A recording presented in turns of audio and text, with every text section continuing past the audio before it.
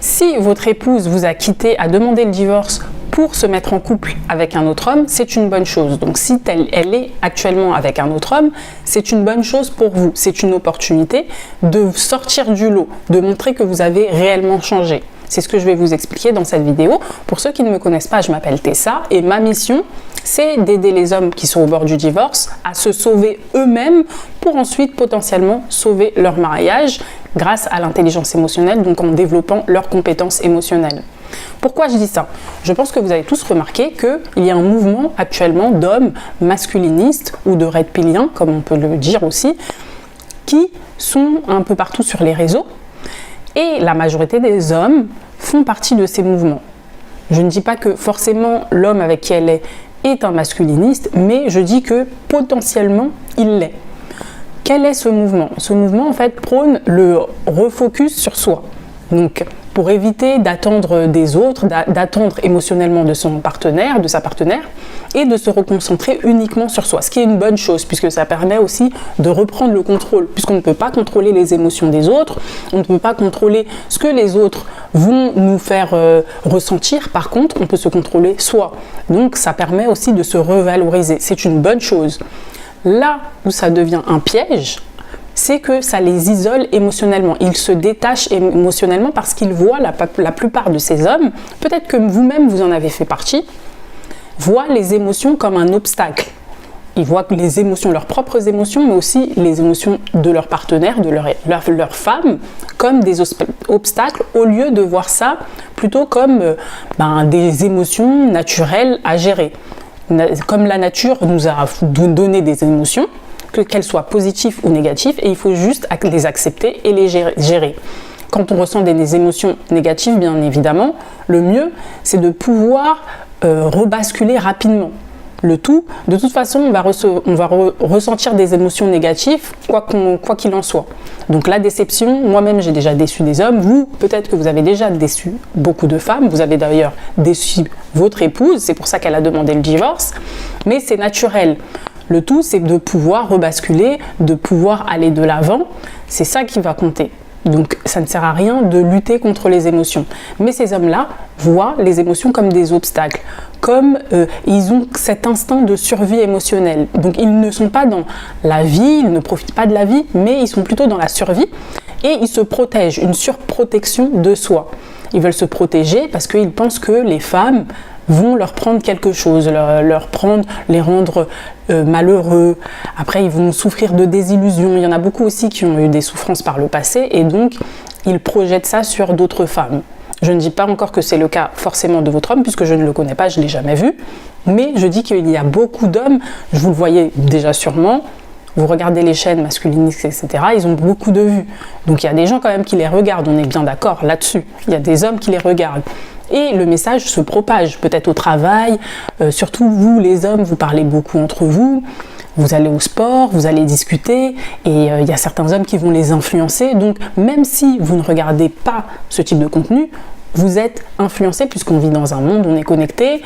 Vous regardez peut-être les infos, vous regardez peut-être d'autres chaînes YouTube, vous discutez entre vous, entre hommes, donc vous allez être influencé de manière générale. Ce qui veut dire que vous allez aussi partager cette même façon de penser.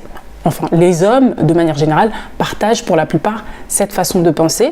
Ils voient les femmes comme des obstacles, les émotions des femmes comme des obstacles, et ça les empêche d'avoir quoi? D'avoir de l'empathie. Et l'empathie, c'est l'élément le plus important pour pouvoir comprendre les émotions de l'autre. Si tu n'es pas capable de comprendre les émotions de l'autre, tu ne peux pas répondre à ses besoins émotionnels. Donc la plupart des hommes, c'est pour ça qu'ils ont du mal à répondre aux besoins émotionnels des hommes. Et ça, je le vois. Par contre, ça, c'est mon expérience personnelle. C'est ce que je vois dans mon entourage pour les personnes qui font du dating, qui sont sur les sites de rencontres amoureuses, etc. Je le vois bien, il y a les hommes qui sont incompétents, émotionnellement, entre guillemets, incompétents.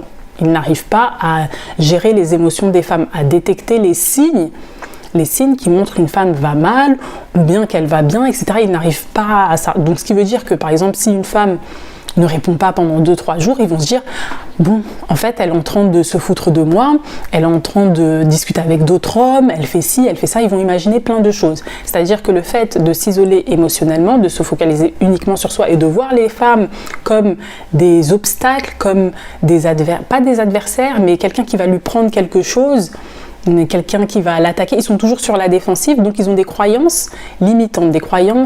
Leur croyance, c'est que à chaque fois qu'un événement se produit et que ça ne se passe pas comme prévu, par exemple, comme je vous l'ai expliqué, une femme qui ne répond pas à un message, ils vont se dire, c'est obligatoirement, elle fait autre chose, ils vont voir le verre à moitié vide au lieu de le voir à moitié plein. Donc ils ont une croyance et ils vont interpréter l'événement de manière négative. C'est ce qu'il va se passer très certainement avec votre épouse. Actuellement, si c'est le début de la relation, c'est la phase de lune de miel, donc tout va bien, ils profitent, ils sourient, ils ne voient pas encore les défauts l'un de l'autre, ils ne voient pas encore leurs défauts. Par contre, au fur et à mesure que la relation va avancer, il va y avoir des malentendus, il va y avoir des erreurs, ils vont tous les deux faire des erreurs. Ce qui va compter, c'est comment ils vont interpréter ces erreurs. S'il interprète, comme je l'ai déjà dit, comme je le prédis, il l'interprète mal, tout est contre lui, il a l'impression que tous les événements sont contre lui. Si elle fait quelque chose de mal, elle dit quelque chose qui ne va pas dans son sens, il se sent critiqué, il se met sur la défensive, ça ne va pas aller, leur relation va se dégrader assez rapidement. Et c'est là que vous pouvez entrer en jeu. Mais par contre, vous ne devez pas simplement attendre que tout se passe mal.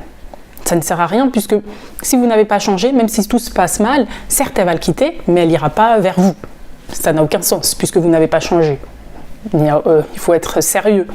Votre but, votre rôle, c'est de réellement changer, de développer vos compétences émotionnelles pour être au-dessus de la majorité des hommes. Développer une empathie au-delà de la majorité des hommes. Développer une compassion, un niveau de compassion au-delà de la majorité des hommes. Donc il faut vraiment faire partie du top 1% des hommes qui savent comprendre les femmes. Et c'est à ce niveau-là que vous allez faire la différence. C'est-à-dire qu'elle va comparer vos actions, vos réactions par rapport à ses réactions. Étant donné qu'avec lui, ça va se dégrader, ça va aller en se dégradant, elle va comparer avec vous. Normalement, si vous faites bien votre travail, ça va aller en s'améliorant. Vous allez pouvoir créer une confiance, une sécurité émotionnelle avec votre épouse. Elle va se sentir comprise, elle va se sentir valorisée à vos côtés, alors qu'avec lui, elle va se sentir ignorée et dévalorisée et dévalidée. Elle aura l'impression que ses émotions ne sont pas validées avec cet autre homme. J'espère que cette vidéo aura été claire. Si vous avez d'autres questions, si vous voulez que j'aborde d'autres thématiques, d'autres sujets, n'hésitez pas à me les mettre en commentaire. Pour les hommes sérieux qui souhaitent aller plus loin, je vous invite à vous inscrire à ma masterclass gratuite « Comment stopper le divorce et rebâtir son mariage sans la supplier ». Il vous suffit de cliquer sur le lien dans la description de la vidéo et une fois la page ouverte, il ne vous restera plus qu'à entrer votre prénom, votre adresse mail et accepter de recevoir mes emails.